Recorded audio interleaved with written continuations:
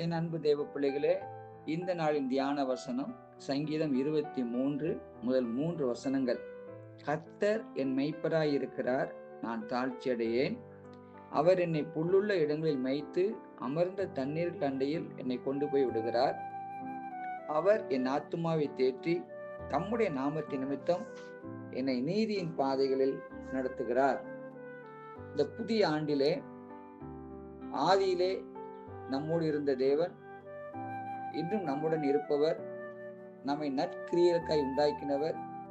இன்றைக்கு காலையில தேவன் சொல்லுகிற வார்த்தை, அவர் நம்முடைய நல்ல மேய்ப்பனாக இருக்கிறார் என்று சொல்லி, மேய்ப்பனுக்கு கீழ்ப்படிந்து மந்தையில் அவரது பராமரிப்பில் இருக்கும் ஆடுகளுக்கு மட்டுமே இந்த ஆசீர்வாதங்கள்.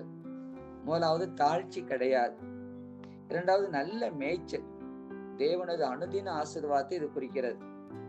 மூன்றாவது அமர்ந்த தண்ணீர், இது தேவ சமாதானத்தை குறிக்கிறது. தேவன் நம்முடன் இருக்கும் பொழுது இந்த சமாதானம் நமக்கு உண்டாகிறது. இந்த நல்ல மேய்ப்பன் நம்மை ரெஸ்டோர் பண்ணுகிறார், தேற்றுகிறார், காயம் கட்டுகிறார்.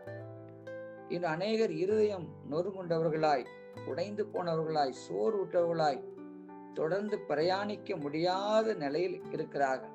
இன்று காலையிலே தேவன் சொல்கிற காரியம், தேவன் நம்முடைய இருதயத்தை தேற்றுகிற நல்ல மேய்ப்பனாக அவர் இருக்கிறார். அந்த நல்ல மேய்ப்பனண்டை நாம் இன்று வருவோம்.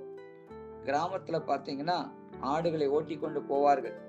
அந்த ஆட்டுக்கு எங்க போறனே தெரியாது. ஆனால் ஒன்று செய்யும், தனக்கு முன்னதாக போகிற மேய்ப்பனை பின்பற்றி அது போய்கொண்டே இருக்கும். அன்பு தேவ பிள்ளைகளே, ஆண்டவராகிய இயேசு கிறிஸ்து நல்ல மேய்ப்பர். அவர் நமக்கு முன்பதாக செல்கிறார். இந்த 2026 ஆண்டிலே அவர் முன்பதாக செல்கிறார். நீங்கள் நாளும் அவரை பின்பற்றி செல்வோம். அவர் தீமை செய்கிறதா தேவன் அல்ல, நன்மையே ஆசீர்வாதமே கொடுக்கிற தேவன். No one is beyond his restoration. யாரும் தம்முடைய இருதயத்தை தேற்ற முடியாத அளவுக்கு நொறுங்கி போயிருக்கிற ஜனங்கள் இல்லை. இந்த காலை வேளை தேவன் உங்களை தேற்றட்டும். இன்று இந்த நல்ல மேய்ப்பன் உங்கள் ஆத்மாவை தேற்றுகிறார். அன்பு தேவ பிள்ளைகளே, ஜெபிப்போமா? எங்கள் அன்பு பரம தகப்பனே, நீர் நல்ல மேய்ப்பர் என்று வேதம் சொல்லுகிறது.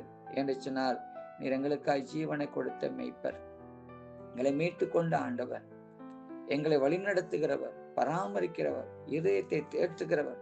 உடைய மந்தையில் இருக்கிற எங்களுக்கு ஆண்டவரே அமர்ந்த தண்ணீர், சமாதானம், நல்ல புல்வெளியிலே மேய்க்கிறீர்.